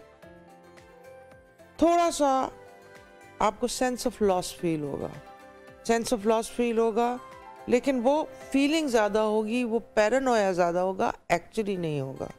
सो Aquarius are very creative, they very communicative. ये चीज इनकी 2023 में बहुत हाईलाइट करेगी। ठीक है। So make an emphasis on that also. Quickly Pisces is the 12th house of the zodiac. And they are very, very spiritual people. It's their symbol is a fish, water again. लेकिन ये क्या करे, ओहो, इनका card तो थोड़ा सा ज़्यादा एडवाइस में। ये देखें, महारे fools card and associated with again rising star. ये स्टूपिड्स की तरह अपने आप को फाइनेंशियली डैमेज करने की कैपेसिटी इस साल में ज़्यादा रखते हैं। So be very very careful. Emotions को ना लाएं, बदले को ना लाएं, पावर प्ले को फाइनेंशियल इश्यूज में कभी नहीं लाना चाहिए। It should be a business deal with it कि आपको बिजनेस वाइज कितना पैसा, कितना आप अर्निंग कर सकते हैं। इनका कंस्ट्रक्शन है, they can buy a plot, और सारी बहुत अच्छी चीज़ें चल रही हैं, बट ये भी क्यों काइन है और सल्क करता है। ग्रेट। सो बेस्ट विशेस हम कहेंगे 12 सितारे जो हैं तमाम लोग जितने भी देख रहे हैं, गुड लक। आने वाला साल तमाम लोगों के लिए अच्छा हो, अपनी स्ट्रेंथ पर काम करें और वीकनेस को बेहतर करने की कोशिश करें, अपनी वीकनेस को अपनी स्ट्रेंथ बनाने की कोशिश करें। और ये साल अपने इख्तिताम की जानिब बस अनवार बढ़ ही रहा है, ब्रेक की जानिब बढ़ेंगे। मरियम आफ्ताब साहिबा, बहुत शुक्रिया, आपने टाइम निकाला हमारे प्रोग्राम के लिए। ब्रेक के बाद आपको ज्वाइन करेंगे।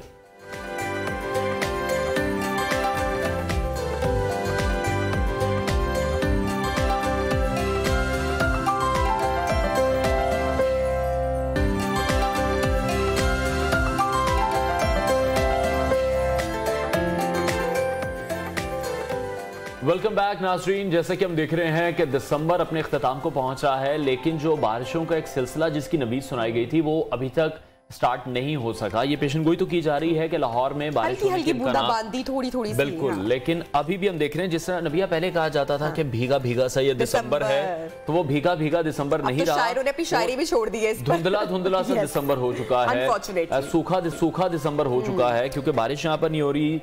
फॉग और स्मोक का हमें सामना करना पड़ रहा है। और उसमें जो सबसे ज्यादा मसला हमें देखने में आ रहा है कि जब भी हम मोटरवेज पर सफर करते हैं, हाईवेज पर सफर करते हैं, तो वहां पर सफेद अंधेरा हमारे सामने मौजूद होता है। एक्सीडेंट रेशो बढ़ रही है। किसी भी इमरजेंसी में भी अगर हमें ट्रैवल करना पड़ जाए तो फिर काफी मुश्किल सूरत हाल का सामना करना पड़ सकता है। बिल्कुल, कुछ मनाजिर भी हम आपके साथ शेयर कर रहे हैं जो लोग जाते हैं। अच्छा, गैर जरूरी सफर से नाजरीन लाजमी इज्तनाब करें। अनवार, बहुत सारे लोग इस मौसम में रुक करना चाहते हैं पहाड़ों का। बहरहाल बात करेंगे, हमारे साथ इस वक्त मौजूद है मोहम्मद यूसुफ मलिक साहब, DIG हाटरवे, इस वक्त इन कॉन्वर्सेशन नॉर्थ जोन। बहुत शुक्रिया सर, आपने टाइम निकाला हमारे प्रोग्राम के लिए। सबसे पहले तो आपसे जानना चाहेंगे, बहुत सारे लोग इस वक्त ट्रैवल करने के लिए भी निकल रहे होंगे। एक तो हमने मैसेज दिया अपने प्रोग्राम में कि गैर जरूरी सफर से इज्तनाब करें, मोटरवेज बंद करने के औकात क्या है, डिटेल्स शेयर कीजिएगा सर। जी, बिस्मिल्लाहिर्रहमानिर्रहीम, थैंक यू वेरी मच, मुझे आपने मौका दिया। मोटरवेज, ये जो आपका आखिरी सवाल है, इसी से पहले स्टार्ट कर लेते हैं। ये एक बहुत अजीब सा या मुबहम सा तस्वुर है लोगों के जहन में कि मोटरवे बंद करने की कोई टाइमिंग है। ठीक, मोटरवेज बंद करने के लिए नहीं बनाई गई, लेकिन मौसमी हालात को देखते हुए हम इस किस्म के जो है वो फैसले करते हैं। जैसे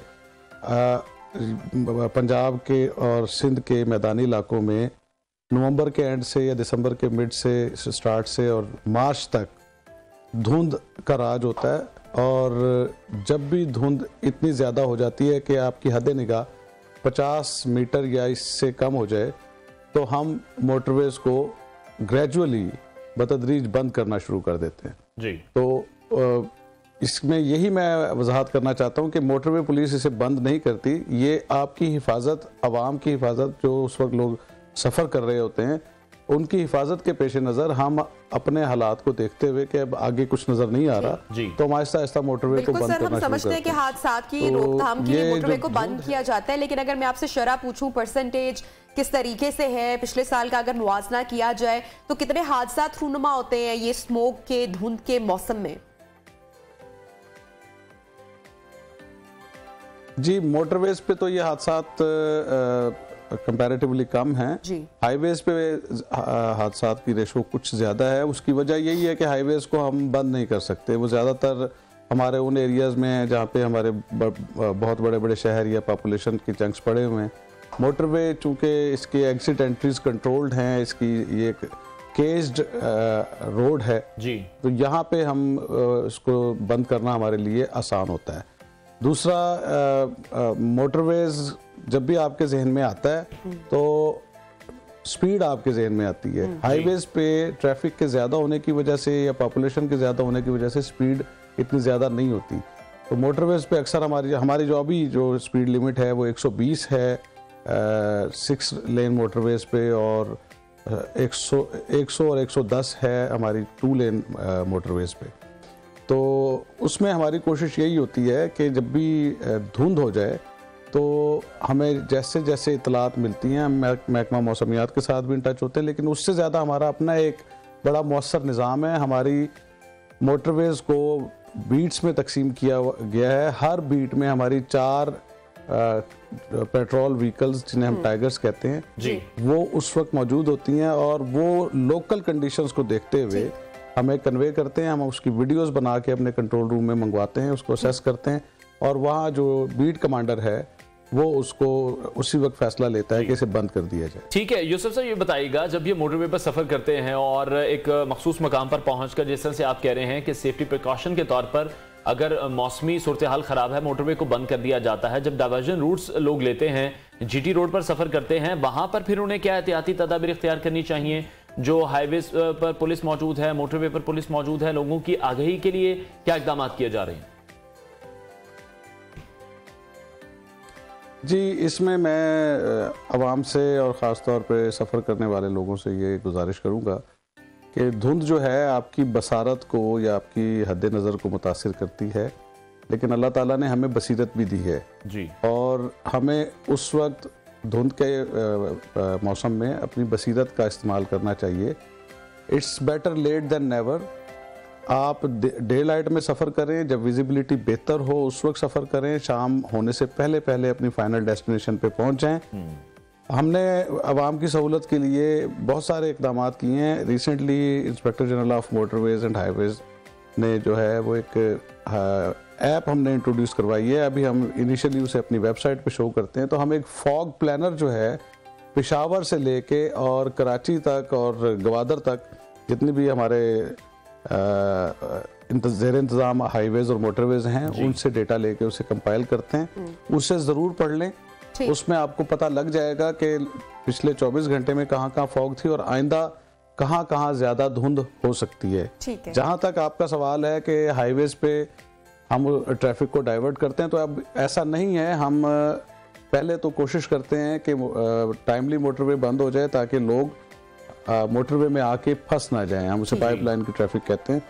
फिर दूसरा ये कि जब पाइपलाइन की बहुत ज़्यादा ट्रैफिक इकट्ठी हो जाती है तो हम उसको कॉन्वॉय सिस्टम में अपनी स्ट्रोब लाइट्स वाली गाड़ियों को आगे लगा के और पीछे भी हम उनके गाड़ियाँ रखते हैं ताकि पीछे से कोई गाड़ी स्पीड में आगे ना लग जाए। हम उनको किसी महफूज मुकाम पे पहुँचाते हैं, फाइनल डेस्टिनेशन पे पहुँचाते हैं। लेकिन बाज़ औक़ात ऐसा होता है, ख़ास तौर पे अगर आप M2 पे सफ़र कर रहे हैं तो खानका डोगरा या सुखे की से आगे जो है बिल्कुल ब्लाइंड होता है जी। तो उस वक्त जब गाड़ियां बहुत ज़्यादा इतनी धुंध होती है तो हम उन्हें सर्विस एरियाज़ में रोक लेते हैं, क्योंकि सर्विस एरियाज़ में वॉशरूम की सहूलत भी मौजूद होती है, बच्चों के लिए खाने पीने की चीज़ें भी होती हैं। और उस वक्त हमारी सिर्फ एक ही गुजारिश होती है कि मोटरवे पुलिस के साथ ताउन करें। बहुत सारे लोग ये कहते हैं जी हम चले जाएंगे, हम आहिस्ता आहिस्ता चले जाएंगे। ऐसा नहीं होता। ये इन इलाकों में इतनी धुंध होती है कि आपको 5 से 10 फुट के फासले पे अगली गाड़ी का बम्पर नजर नहीं आ रहा होता। तो अक्सर ऐसे हालात में हादसात हो जाते हैं। आप गैर जरूरी सफर से गुरेज करें, गैर जरूरी सफर से इज्तिनाब करें बिल्कुल। और यही पैगाम हम बार बार भी अपने प्रोग्राम के थ्रू देना चाह रहे हैं। जिस तरह से मौसम के जो हालात वाक़यात हैं उसमें गैर जरूरी सफर ना किया जाए। अच्छा सर, आपसे ये भी जानना चाहेंगे कि मोटरवेज हाईवेज पर सफर करने वाले जो लोग हैं, खुदा हादसा अगर कोई हादसा उनको पेश आ जाए, कोई टायर पंक्चर हो जाए, गाड़ी में कोई खराबी की सूरत पैदा हो जाए, बहुत सारे लोग आपको सुन रहे हैं, तो किस हेल्प नंबर पर कॉल करके मदद तलब कर सकते हैं?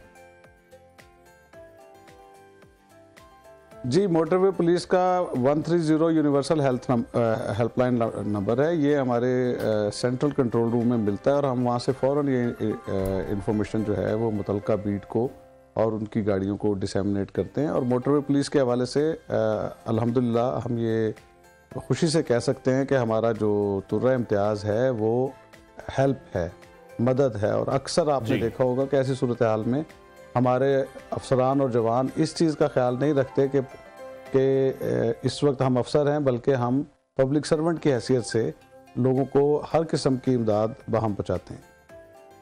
ठीक है यूसुफ साहब, ये बताइएगा, बहुत हम ये मसाइल देखते हैं, गाड़ियों के जो मसले मसाइल हैं, जो ब्रेक लैंप्स हैं वो लोगों के गाड़ियों के काम नहीं कर रहे होते, डबल इंडिकेटर्स काम नहीं कर रहे होते, फोग लैंप्स वो यूज़ नहीं करते, और धुंध में स्पेशली ये कहा जाता है कोई जो येलो पेपर मिलता है जो लोग लाइट्स के लिए लगाते हैं, धुंध में मददगार साबित होता है। इस हवाले से भी कुछ कवानीन हैं कि जो अनफिट गाड़ियाँ हैं उनको सफ़र करने की इजाज़त नहीं दी जाएगी मोटरवेज पर या हाईवेज पर? जी बिल्कुल, आपने बहुत अच्छा सवाल किया। हम तकरीबन रोज़ाना पूरे पाकिस्तान का मैं आपसे ये डेटा शेयर कर रहा हूँ, 40 से 50 हज़ार के करीब ऐसी गाड़ियों को मोटरवेज पे चढ़ने से रोकते हैं, उनको रिटर्न करते हैं जो रोड वर्दी नहीं होती, जो फिट नहीं होती, जिनमें कोई ना कोई ऐसी कमी होती है जिसकी वजह से उनके साथ हादसा हो सकता है या वो हादसे का बायस बन सकती हैं। जी, मोटरवे पे सिर्फ हायर स्पीड लिमिट ही नहीं है, मोटरवे पे लोअर स्पीड लिमिट भी है। आप 65 किलोमीटर से कम की रफ्तार पे मोटरवे पे नहीं चल सकते, और इससे कम की रफ्तार पे तजर्बे के मुताबिक अगर कोई गाड़ियां चलती हैं तो वो भी हादसात का बायस बनती हैं। ठीक, जहाँ तक फॉग लैंप्स की आपने बात की, बिल्कुल ठीक है। बहुत सारी हमारे यहाँ तो बहुत सारी गाड़ियों के फॉग लैंप्स और इवन हेडलाइट्स खराब होते हैं, और डे लाइट में तो लोगों ने उनको ऑन नहीं किया होता तो बाज़ औक़ात हमें भी पता नहीं लगता कि इनकी हेडलाइट्स ख़राब हैं। इसके अलावा एक बहुत बड़ा ट्रेंड है कि लोग फ्रंट पे फॉग लाइट्स तो लगा लेते हैं जी, लेकिन टेल पे फॉग लाइट्स नहीं लगाते, जबकि टेल पे भी फॉग लाइट्स होनी चाहिए इस मौसम में, क्योंकि अक्सर ये होता है कि आप समझ रहे होते हैं कि गाड़ी सिर्फ आगे जाके लगेगी, लेकिन आप ये नहीं सोचते होते कि जो पीछे गाड़ी आ रही है उसके लिए आपकी गाड़ी आगे है, वो आपको पीछे से भी हिट कर सकती है। तो इन सूरत हाल में आप ये ज़रूर करें। और बहुत ये जो आपने पेपर की बात की, ये तो सादा तरीन, आसान तरीन और सस्ता तरीन हल है जी। अगर आपको मजबूरन सफ़र करना पड़ भी जाए तो ये पेपर ज़रूर लगाएं। लेकिन यूसुफ साहब, यही जो हम बात करें कवानीन की सख्ती की, ये मोटरवेज पे तो हम देखते हैं कि इसको इम्प्लीमेंट किया जाता है, लेकिन जो नेशनल हाईवेज हैं, जीटी रोड है जिस तरह, वहां पर इस तरह से अमलदारी नहीं होती। जी, आपने बिल्कुल दुरुस्त फरमाया। उसकी बहुत सी रीजंस हैं। पहली बात तो ये कि हमारी जितनी भी हाईवेज हैं वो ओपन हाईवेज हैं, यानी उनके अतराफ में बहुत बड़ी बड़ी आबादियां हैं और वहाँ से हर किस्म की ट्रैफिक वहाँ आती है। और फिर जो ब्रांच रोड्स हैं, गांव से छोटी सड़कें आती हैं, वो उसमें आके मिलती हैं। स्पीड लिमिट वहाँ पे कम है, लेकिन वहाँ भी हम बहुत सख्ती करते हैं। लेकिन चूँकि एक केज्ड रोड है, उस पे एनफोर्समेंट कंपैरेटिवली बहुत आसान है एज़ कम्पेयर टू हाईवेज़, तो हम वहाँ भी करते हैं। और हमारा डेटा जो एनफोर्समेंट का है वो अगर चेक करें तो वो हाईवेज़ पे ज़्यादा है, लेकिन इसके बावजूद क्योंकि वहाँ पे नंबर ऑफ व्हीकल्स बहुत ज़्यादा है, वहाँ पे आबादी बहुत ज़्यादा है, फिर वहाँ पे कुछ ऐसी सवारियाँ भी हैं जो हाईवेज़ और मोटरवेज़ के लिए नहीं बनी होती, लेकिन वो हाईवेज़ और मोटरवेज़ पे चलती हैं। मसलन ट्रैक्टर ट्रॉली है, वो एक बहुत ही एक्चुअली फार्म्स के लिए या फार्म टू मार्केट रोड्स के लिए बनी होती है, लेकिन वो भी हाईवेज़ पे चल रही होती हैं। मोटरसाइकिलिस्ट हमारे आ जाते हैं और हाईवे के लिए वो सूटेबल नहीं है। ठीक है, हम उन्हें नहीं बहुत शुक्रिया Mohammad Yusuf Malik, DIG highways motorways north zone, हमारे साथ इन कॉन्वर्सेशन थे। और उनका ये कहना था कि जो अभी करंट सिचुएशन है मौसम की, उसमें हमें यकीनी तौर पर बहुत ज़्यादा एहतियात करने की ज़रूरत है। अगर हम अपनी गाड़ियों की बात करें तो जो इंडिकेटर्स हैं, जो फोग लैंप्स हैं, उसका इस्तेमाल यकीनी तौर पर करना चाहिए और गैर ज़रूरी जो सफ़र है उससे परहेज करना चाहिए। बिल्कुल। और प्रोग्राम में आगे बढ़ते हैं और आपके साथ एक खबर शेयर करते हैं जो कि सोशल मीडिया पर बड़ी वायरल हुई। अच्छा, लेकिन उससे पहले अनवार मैं आपसे जानना चाहूंगी, लड़के हमेशा बड़े बदनाम होते हैं इम्तिहानात में चीटिंग करने के हवाले से, क्योंकि खवातीन भी, लड़कियां भी पीछे नहीं होती है, बस शक उन पर कम किया जाता है। कभी आपने कुछ क्वेश्चन का आंसर ना आता हो या इम्तिहान में, तो कभी टीचर को कोई नोट लिखा? नहीं, नोट तो कभी भी नहीं लिखा, लेकिन मेरे कुछ दोस्त इस तरह के थे जो हम खबर शेयर करने जा रहे हैं ना, उससे रिलेटेड मेरे कुछ दोस्त थे ऐसे जो कि फिर पेपर में इस तरह की बातें लेकर आते थे और हमें सुनाते थे कि अगर सवाल चना आया तो हमने जवाब गंदम देकर आए हैं, तो नंबर मिले उनको, फिर उस पर पास हुए हैं। तो ये तो मैं हैरान हुआ कि ये पेपर पे जो ये गाना सामने आ रहा है फिजिक्स के पेपर में। फिजिक्स का पेपर था, फर्स्ट ईयर का ये स्टूडेंट था जिसने अली जफर का गाना झूम पूरा लिख दिया।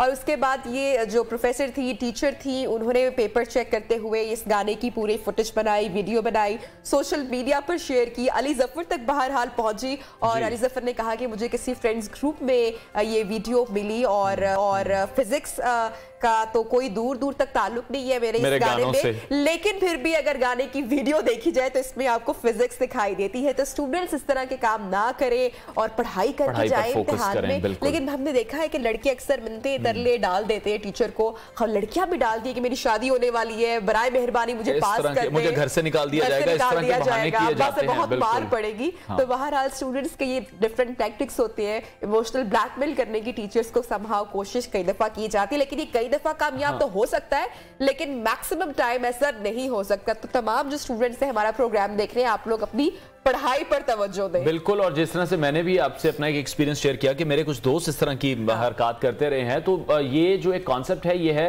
सरकारी स्कूल से, जो सरकारी स्कूल में टीचर्स मौजूद हैं उनके पास शायद इतना वक्त नहीं होता, या वहां पर जो एक क्वांटिटी है स्टूडेंट्स की वो बहुत ज्यादा होती है, तो वो इतना फोकसली पेपर्स को चेक नहीं करते। तो इस तरह की जो चीजें हैं पहले भी पॉइंट आउट होती रही हैं, लेकिन ये अली जफर से रिलेटेड जो एक गाना आया, फिर उनकी स्टेटमेंट आई, तो अभी सोशल मीडिया पर इसकी काफी चर्चा हो रही है। अली जफर ने भी तालिब इल्मों को सबक पढ़ा दिया और वो कह रहे हैं कि भाई पढ़ाई कर जाए। इसके साथ ही प्रोग्राम में हम बढ़ेंगे नाज़रीन ब्रेक की जानिब में, और ब्रेक आएंगे तो आपको दोबारा ज्वाइन करेंगे, साथ रहिए।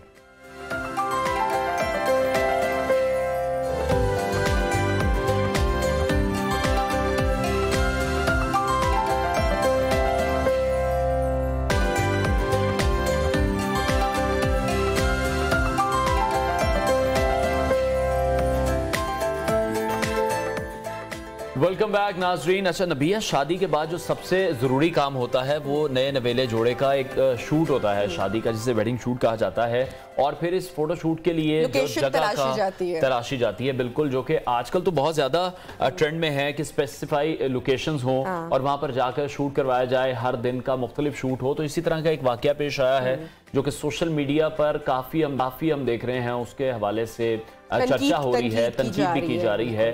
किंग एडवर्ड मेडिकल यूनिवर्सिटी में ये शूट फिल्माया गया। जब यूनिवर्सिटी बंद हो गई, ये जोड़ा यहाँ पर पहुंचा, इन्होंने यहाँ पर अपनी तस्वीर खिंचवाई हैं, जिसके बाद जब ये कुछ तस्वीर सोशल मीडिया पर सामने आई हैं तो काफी तनकीद हुई और इंतजामिया को भी फिर होश आ गया। जो खातून है, दुल्हन जो है, बिल्कुल दुल्हन यहीं की स्टूडेंट हैं और पास आउट गालिबन कर चुकी हैं या स्टडी कर रही होगी अभी यहाँ पर। तो शादी ऑब्वियसली, और उसके बाद अनवार किसी भी हम ऐसी जगह पर जाएं तो वहां पर प्रॉपर परमिशन के साथ आपको अंदर भेजा जाता है। तो ऑब्वियसली इस खातून ने परमिशन ली होगी या नहीं ली होगी, अगर नहीं ली तो फिर अंदर कैसे जोड़ा चला गया, ये तमाम एसओपीज क्या है। लेकिन बहरहाल अभी जो इतलात सामने आ रही है कि यूनिवर्सिटी के जो गार्ड्स हैं और 3-4 लोगों को यहाँ से फायर कर दिया गया है। डिटेल्स क्या है वो जानते हैं Mian Naveed, deputy bureau chief Lahore, हमारे साथ इस वक्त इन कॉन्वर्सेशन है, स्टूडियो में मौजूद है। मियां नवीद, पूरा वाकया हुआ क्या, शादी कब हुई, फिर नोटिस में कब पूरा मामला आया? वैसे ही माशाल्लाह ये एक तारीखी जो है वो किंग एडवर्ड मेडिकल कॉलेज है। यहाँ पर एक इन्फॉर्मेशन मैं आपको देता चलूँ, यहाँ पर एक फिल्म भी, एक गाना जो वैसे वो अप्रूवल के साथ हुआ था, प्रवाज है जुनून का ये गाना यहाँ पर बनाया गया था। लेकिन ये जो वाक़या पेश आया था, मैं आपको बता दूँ कि शाम को जो है वो गार्ड्स ने जो मिली वक्त के साथ उनको परमिशन दे दी। उनको शायद ये था कि शायद नहीं पता चलेगा, लेकिन ये जब उन्होंने वीडियो सोशल मीडिया के ऊपर डाली तो कुछ जो कमकोलियन यंग डॉक्टर्स हैं या दीगर डॉक्टर्स हैं, उनका एक पेज है, तो ये वीडियो उनके हाथ लग गई। उन्होंने फिर अपने पेज के ऊपर लगा दी और उसके बाद ये फिर वायरल होती गई। परमिशन नहीं ली गई थी और गार्ड्स की मिली वगत से जो सुपरवाइजर थे उन्होंने जो है वो इनको इजाज़त दे दी। नॉन डॉक्टर बताया जा रहा है, किंग एडवर्ड के जो है वो नहीं बताया जा रहा कि ये किंग एडवर्ड के थे। लेकिन इसके ऊपर फिर इंतजामिया की जानब से नोटिस लिया गया और तीनों के खिलाफ जो गार्ड थे और सुपरवाइजर थे, पीड एक्ट लगा दिया गया है। अभी नौकरी से नहीं निकाला गया लेकिन मुअत्तल उनको कर दिया गया। तमाम ये सारा इंतजामिया इसके ऊपर ला इल्म थी, उनको नहीं पता था। उसके बाद जो है वो जब ये सोशल मीडिया के ऊपर वायरल हुआ और फिर इलेक्ट्रॉनिक मीडिया में आया तो उसके बाद ये एक इंक्वायरी कमेटी बनाएगी। सेक्रेटरी हेल्थ ने भी नोटिस लिया, ठीक है, उनके खिलाफ कार्रवाई। लेकिन ऐसा नहीं लग रहा है कि इनिशियली सारा मलबा सिर्फ गार्ड्स पर डाल दिया, क्योंकि गार्ड्स को भी तो अपनी नौकरी बचानी होती है ऑब्वियसली, और कभी भी हम किसी जगह पर अगर जाएं तो वहां पर गार्ड्स चाहे जो मर्जी हो जाए, आई हैव पर्सनली एक्सपीरियंस्ड कि वो आपको परमिशन नहीं करते क्योंकि उनकी अपनी नौकरी की बात आ जाती है। तो इस केस में क्या इनसाइड स्टोरी है या डिटेल्स है? हो सकता है कि परमिशन ली हो, अब नाम दबाया जा रहा हो, छुपाया जा रहा हो। ऐसा नहीं है, परमिशन अगर होती तो यकीनी तौर पर जो है वो सामने आ जाती और फिर ये सारा मामला ना बनता, क्योंकि यहाँ पर एक फिल्म का गाना बना है और बड़ी खूबसूरत ये लोकेशन है। मैं भी अगर जाता हूँ किसी दिन कवर करने तो मैं एक तस्वीर वहाँ पे बनाता हूँ। हर बंदे की कोशिश होती है क्योंकि तारीखी कमाल चीज़ है ये।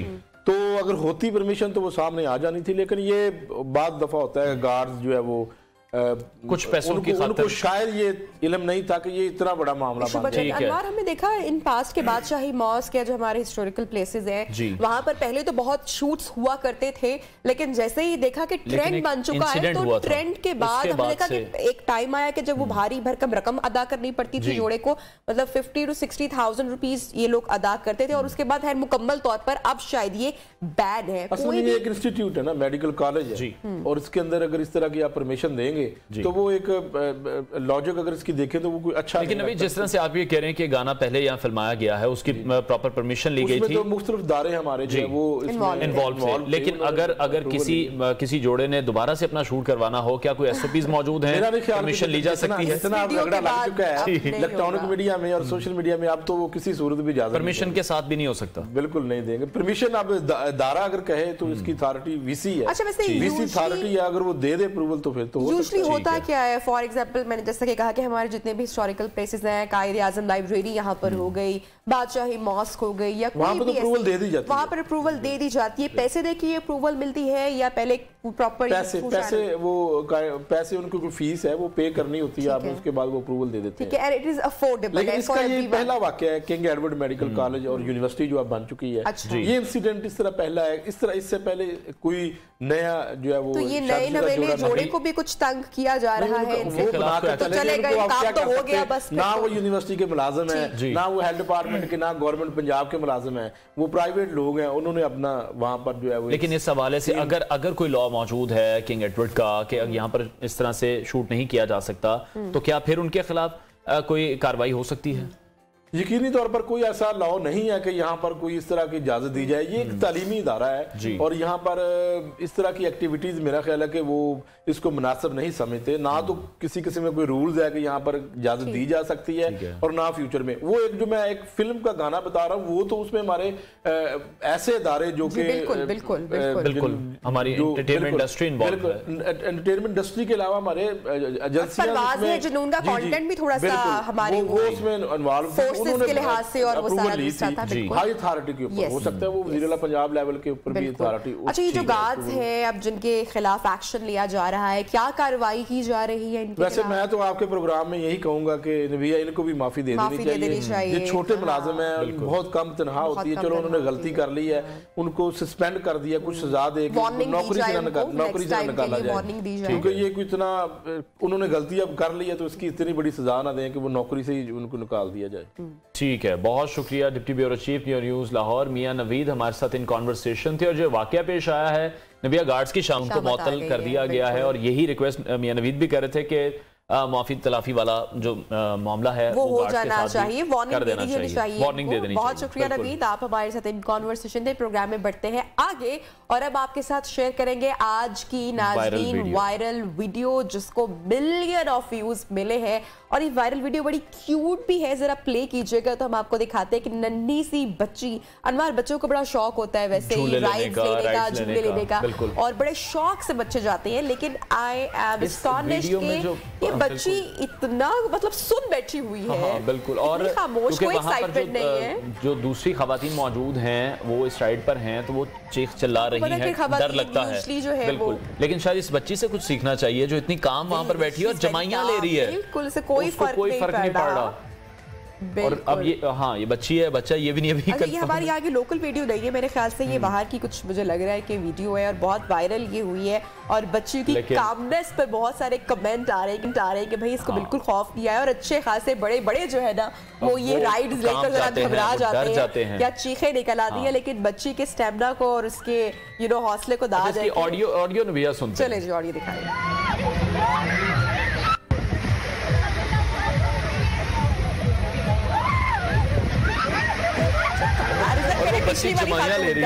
पिछली जो खातून है और ये जो बच्ची है, अगर आप इनका कंपैरिजन करें, इजी टू गो कि कुछ नहीं हो रहा। बिल्कुल। तो बहरहाल जनाब ये तो थी आज की वायरल वीडियो जिसको मिलियन ऑफ व्यूज मिल रहे हैं। यस, आई होप सो आपको ये पसंद भी आई होगी। सोशल मीडिया पर तो इस वीडियो को खासा पसंद किया जा रहा है। इसके साथ ही आज का वक्त हो रहा है खत्म। इंशाल्लाह आपसे होगी कल मुलाकात। बहुत सारा अपना ख्याल रखिए, दुआओं में याद रखिए। अल्लाह हाफिज।